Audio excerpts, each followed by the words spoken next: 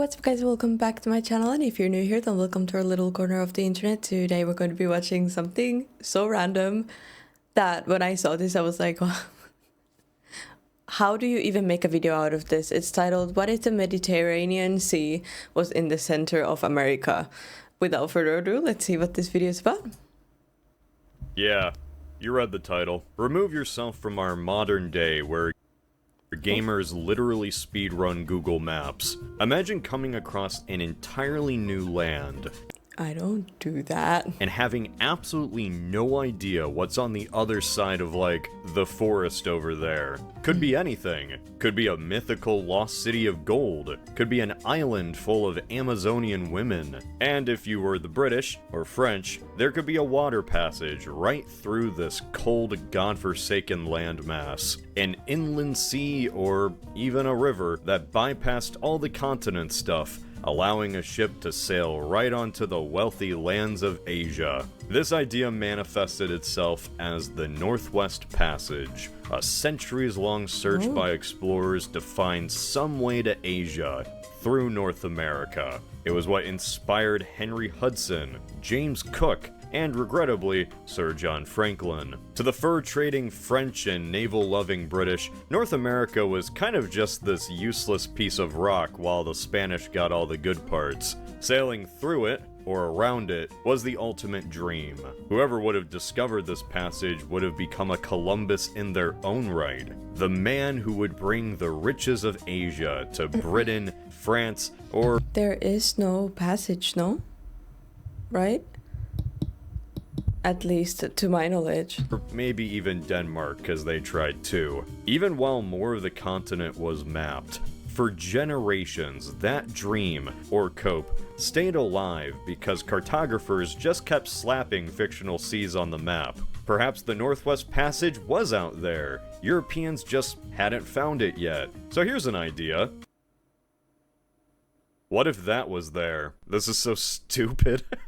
Context time. There's this image that floats around the internet from time to time where the Mediterranean Sea is overlaid with North America. It fits perfect. Wait. It confuses me. Is North Mediterranean Sea This just confuses me so much. is overlaid with North America. It fits perfectly. This is real. I love this image. It's both hilarious and kind of mind-bending. Yeah, okay, now I get it. It's like all inside America. Whoa. I wonder if the size comparison is real as well. Like, you know, that Italy could fit like that inside. I love this image so much, I approached the other alternate history channels with this same map, and I said, hey, let's make a video about this. And so we are, doing completely different takes on this stupid map. Why did I do this? Well, I was watching a video from Geography Geek, and he mentioned this little fact. Multiple Native Americans told English explorer John Smith while he was captured that the sea was only a 5 to 8 days walk away. Well, what if it actually was? I felt like making a scenario imagining how Europeans would react if they slowly discovered that the New World was kind of exactly like their old world, at least in shape. Like a bizarro mirror world in a way. That'd be funny. This is an alternate world. Oh. Okay, so this is how the idea came alive. I mean, I guess. Where this exact Google Maps Photoshop was real. This exact Photoshop. And if you look a little closer, you might notice some geographic quirks. The topography is all jumbled together. California is just California. There's the valley and the Sierras. So far so good. As we go west, despite having the coastline of Spain and France, it still remains the Rockies and the barren wasteland we know and love. That is, at least, until we reach the Alps. All of Italy and the surrounding islands are exactly the same as they are in Europe, and the same can be said for the Balkans too. What normally is Iowa and the Midwest in our world is now the mountainous geographic hellscape that is Southern Europe. Greece is in Missouri. Here's the kicker though. Turkey doesn't have the topography of Turkey. It has the topography of Ohio. Egypt isn't a desert. It's Georgia. The Holy Land is the Carolinas. Really, to simplify things, the way the mapmaker made this was by having the West be topographically similar to Europe and the East be topographically similar to North America. I'm pretty sure possible history is going to have a very As if it wasn't confusing enough already, we also have different geography. very realistic approach to this scenario, like how a giant ocean in the middle of North America would affect the climate. Let's be honest here, it would change everything, but I'm not going to do that. I'm going to treat this kind of like a fantasy map, where the climates are tied to what it looks like. Essentially, if Italy is in Colorado, then it's gonna have the climate of Italy. Turkey is gonna have the climate of Ohio. What the f does that mean? So I'm not even gonna do a bit, because the sponsor of today's video is something near and dear to my heart. Storyblocks. Oh man, Storyblocks. The ace up. So, remember all those alternate geography videos? Some real classics for sure. Well, just There's like more? with those, I'm not making any real serious predictions here. An excuse to play around with historical dolls using what we know about the past. And first off, I want to talk about the people who were here first. Something like a giant-ass sea in the middle of the continent would probably affect the pre-Columbian population distribution, even down to the first migration of people into the Americas thousands of years ago. Alright, so the specifics about how this migration into North America actually went is still not 100% hammered out by the experts. But the general idea is that I was just gonna say, what do you mean migrate? And weren't there different types of species of humans before? Like, I wonder if America had a different type of human species then. Because then one of them, and then we were left with the Homo sapiens. the ancestors of modern Native Americans came in through two routes, here and here. In our timeline, the majority of natives settled along the west coast, Mesoamerica, and modern-day Peru. For as much as we know, only a small fraction of the total population in the New World was in what became the mainland United States. In short, very few people lived in the plains and deserts, and a lot of people lived where there were coastlines and rivers. While there were settlements like Cahokia and the Mound Builders, there wasn't a concentration of people like in Mesoamerica. So what I'm getting at here is that in this alternate timeline, North America perhaps sees an entirely alternate migration route and distribution of people. Ah, okay, this makes more sense looking like this. You see? Like, the Europe would be in the middle of America. I mean, Europe would be America, but in America. Leading to an alternate development of cultures and societies over thousands of years. You see, I see this map, and I just imagine where people would naturally migrate. Now that I think about it, there was a genetic split between groups that became North American and South American after the Beringians came south from the glaciers. See Ancient America's video on that. So perhaps there's a third split here. Maybe a coastal migration goes south and another goes east. If this is the same Mediterranean in shape, I'm just gonna assume that it's the same Mediterranean in water current too, which means that anyone entering from the Strait of Santa Maria would have a relatively easy time going east. We might see a series of splits. First in Beringia, with one people taking a sea route and another going by land. Then another split for both groups, the sea splitting in California and the land splitting in the Alps. So perhaps leading to... Okay, obviously humans were like, humans way before this time. I mean, if they already have boats and everything. But is that how they migrated at the start to America? Like, I don't get it. to a settlement sort of like this. That's assuming a lot, and it doesn't take into account migration of big game that these people would certainly be hunting, but it's the best I got.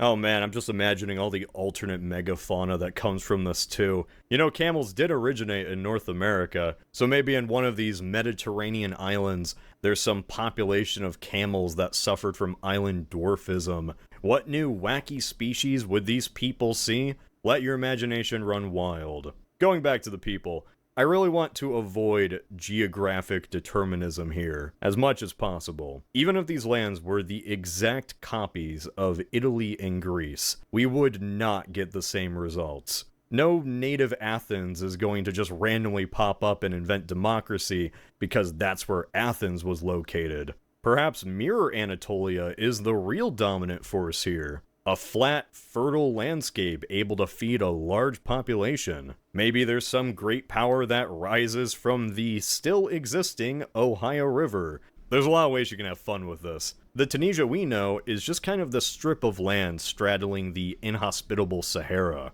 But in America, it would be this green coastline that's also next to a less inhospitable desert. Perhaps northern Mexico is just as well populated as southern Mexico. The natives might not ever build ships that rival the Romans or Phoenicians, but this Mirror Sea could still be dotted with plenty of thriving seafaring people. Some that hop... It's actually kind of fun to think about, like, if the map was different, then what would be the, like, you know, it would be, everything would be different.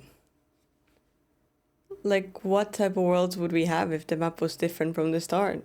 Along the coastlines, or maybe even venture into open waters in canoes. While that's cool and all, really you can just imagine anything in this map. It's all viable. Perhaps Mirror Croatia creates an environment for a series of city-states, Mayan style. Maybe the island of Cyprus is the center of a prominent seafaring confederation. What becomes of this weird land strip here in what we call the American South? Is this land constantly fought over by different clashing tribes and alliances? Look at the Mirror Bosphorus leading into the Great Lakes. Even if it's not the center of a great city, perhaps it's the meeting point of some alternate native cultural group. I can imagine a larger population existing within Italy, Anatolia, and perhaps Tunisia, at least compared to our timeline's central US. As much as I enjoy theorizing about where these alternate native people might live, I want something a little bit more concrete to focus on. Like maybe how European colonization might be affected by all this. Because if anyone looks at this image, you just know the first thought in their head is, how does this affect the United States? Imagine the Spanish coming up from Mexico, and instead of seeing a desert, they just saw another sea. How do you think they'd react? Well, they'd probably react the same way the Spanish do about everything. In Western medieval times, there was once a concept that the world was meant to have balance, physically, with its landmasses. This is why the idea of Terra Australis had remained so prevalent among explorers. If the Northern Hemisphere had so much land, then surely the South has just as much land too. I imagine discovering an exact mirror Mediterranean world would give many early modern explorers much to think about. The fact that there is an exact duplicate of an entire sea would probably bring up a lot of questions. There isn't even a way to explain this naturally, because I made it up. Just imagine that all these little historical sims in this scenario are freaking out, debating among themselves what this mirror world truly means. Is this a holy place? A cursed place? Is Mirror World Georgia actually an unholy land? True, I didn't even think about the fact that they'll realize that it's the same as in the other place. And then they'll be like, what? Nah, that's scary. I hope nothing like that happens in real life. And there's a lot to ponder for our silly scenario people, and as much as I don't want to get into the whole cultural societal aspect of this, I do want to say this probably creates a few new denominations of Christianity. Pushing this video even more into fiction, let's just assume that this Mediterranean America doesn't cause any effects to the global climate. It doesn't butterfly away any histories because of atmospheric conditions. There's no famine that ruins Charlemagne's kingdom because clouds move differently now. And also, the second Mediterranean doesn't cause ocean levels to drop or alter coastal landscapes. To keep it simple, Eurasian history follows the same exact path as it did in our timeline, which means that Columbus still shows up in 1492. If things change after that, then so be it. Now, right off the bat, Cortez and the Aztecs. There's a possibility that the Spanish might not even run into the Aztecs or Triple Alliance at all. It's theorized using their creation myth that the Aztec came from northern Mexico and migrated south until reaching Lake Texcoco. If there was a nearby green coast, would the Aztec have ever gone north instead of south? Who's to say? If they did go north, then these alternate Spanish conquistadors might come across a Mesoamerica full of prosperous city-states that never unified at all. Or maybe they are unified under an entirely different system. If the city-states aren't unified, then this alternate world doesn't see the Spanish overthrow the Aztec rulers to replace them with their own. Nor do they rally around a native coalition that also hated the Aztecs. Either way, without the Aztecs, gaining a foothold in central Mexico would be a much more difficult thing for the Spanish to do. Much like how the conquest of the Maya was slower. Hernando de Soto would cross from Florida and immediately discover the eastern coast of the Mediterranean. He'd be the first to perhaps recognize just how similar this new world really was. Maybe he'd even name this new body. But how did they map before, like actual satellite pictures and everything? How hard is it to actually like walk around a lake, for example, and draw it? Like, how did that happen? And also to make it like, what is it? Like make it be the right proportions and everything. That must have been wild. I wonder how much it changed once the first satellite images came to life. Of water, the new Mediterranean or something. In our timeline, while Spain claimed all of this, they really did not control much of the north. They had a few forts and some missions that would, on occasion, get obliterated by the Comanche. So clearly a giant sea in the north is going to change that. If the southern coast of this new Mediterranean had a large population to begin with, then the Spanish perhaps would have conquered this land and absorbed them in. As funny as it sounds, I really don't know how much this alternate Mediterranean might change Spain's imperial ambitions. They kind of controlled so much already. The biggest way that the new Mediterranean might change New Spain's history is it would give Mexico a very prominent sea border. For Spain, the idea of a Northwest Passage wasn't a very important thing, considering they controlled all of this.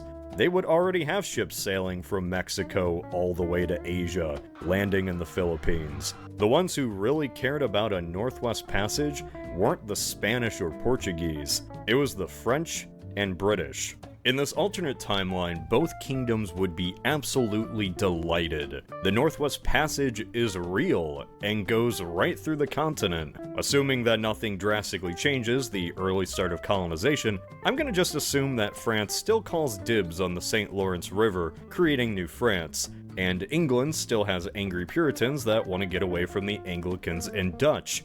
Also, there's Jamestown. While the specific tribes that the French and British interact with in this alternate America are entirely different, there are still natives that in some way they interact with, and eventually fight.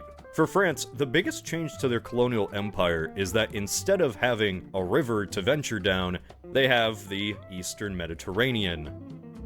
If I could imagine the French setting up shop anywhere, it would probably be here. A sister fort, in a way, to Detroit. Perhaps New France in this alternate timeline is a series of forts dotting Anatolia and Greece. Then these forts connect to the forts in the Great Lakes, leading out to the St. Lawrence River. So many questions to be raised. Does the 7 Years' War still kick off because George... I honestly think he underestimates how much that would change the world, because that would change the economy of different countries and everything, and the resources, and, you know? Like, I think it would be completely different if that happened. I think, I mean, I don't know, I'm not a historian, but I just feel like it would make a way bigger impact on different countries than what he's giving out to be. Washington somehow starts a skirmish in Turkey? Would the French have had a better shot at defeating the British if they controlled the sea to the west? Perhaps the French set up shop on this mirror Cyprus, and then after the war the English just deport the entire population. Either way, Britain gets Cyprus. Just for fun, let's assume that the 13 colonies as we know them still are formed and even rebel. I just want to talk about the United States, okay? Manifest Destiny in this alternate timeline is a far more nautical venture. If you think about it, the 13 colonies would be this strange strip of land surrounded by ocean on multiple sides. Now, while naval travel is relatively easier than going by land, this is not some easy venture. For one, rivers are natural highways, and there are no rivers here. Instead, this is a vast sea that the colonists now have to cross. Even if they go by the coastlines, this is still a dangerous act, as American privateers and the Navy attempt to invade and conquer island native tribes, like the still salty British. Would they have ever given up such valuable real estate like Cyprus or Crete? Maybe these islands just remain thorns in the American side. How does this alternate United States view itself? I could see the Americans viewing themselves as the Greeks of the New World, creating colonies across the sea just as the Greeks did thousands of years ago. So I can imagine this new Mediterranean being dotted I didn't know that. with a bunch of counterpart cities. Like, there is certainly going to be a New Jerusalem in western Georgia. If I was writing a book about this alternate world, I would imagine some 19th century American city, and then on like the island of Rhodes, they have the city of New Rhodes or something, with their own colossus on it. Maybe historically this island was a French colony before being taken over by the British. Then after the Revolution, it was handed over to the Americans. And now it became a hub for all new Mediterranean traverses. Get to work, Turtle Dove. Let's be honest, Americans were already pretty in on the whole Rome/Greece LARP in our timeline, so you just know they're gonna be all in on it here. It's fascinating imagining what alternate wars might come from this. Like, would the US ever invade Mexico? Like in our timeline, the Mexicans invited Anglo settlers into Texas to populate the region and ward off the Comanche. But here, the Comanche don't exist. Texas is just a strip of land. If America, say, ever did But would try to invade Mexico, America become a thing? 'Cause I know this is still a lot of land mass, but it's distributed so differently. Like, I don't know. it would come up across a populated northern coast. My main point here is that water creates borders, and it's entirely possible that even by the end of the 19th century, the United States is still mainly in the east, with small colonies in the west. Maybe there's a fertile North Italy state that has a history of fighting off the hill tribes south and north of them. Perhaps the United States took over the Strait of Santa Maria from the Spanish, forming an alternate LA. The valley still exists. It would probably be more important than ever without the vast farmland of the central US. Michigan and Ohio would be crucial for the nation to feed itself, and assuming they do colonize it, California and northern Italy are as well. After its initial conquests, the US was essentially a geographic island, keeping other European powers. I really want to know if the proportions are real though, because the America is so huge. I mean, for basically the whole of Europe to fit inside it like that. Out of Well, not the whole of Europe, but nearly. its hemisphere. Yet in this alternate timeline, I can imagine the United States taking far longer to colonize this land. The United States might be a nation still trying to vie for control within this new Mediterranean, competing against perhaps even the British, who would still want a piece of this pie. Keep in mind, this is the Northwest Passage. North America would historically be a highway for every European power to sail through. When you first look at this map, you might imagine the new Mediterranean being an American lake, but it might not be. Through centuries of alternate history, European colonization of certain islands might not make this so easy to take over. Alternate North America might be like any other continent. a large landmass that the United States is simply one player in. Maybe the idea of the United States doesn't even exist at all. Instead, any colonists that do go across the sea simply become foreign to one another, almost as foreign as Britain is to America today. The new Mediterranean might be dotted with Anglo colonies that once shared a history, but thanks to distance and water, they're slowly drifting further apart. The same goes for France, or the Netherlands too. Maybe this new Mediterranean allows for the little guys to have their own pointless colonies. Maybe these colonies grow into nations in their own right. Perhaps the native nations in Italy or the Balkans do survive into the 20th century and establish themselves on the continental stage. There's so many ways you can take this really dumb map. And you know, I didn't want to be safe. So much goes into research and being correct that oftentimes I forget that this is just historical fanfiction. This is the closest I've gotten to one of those PowerPoint videos in a long time. Going back to my roots. This is Cody of Alternate History Hub.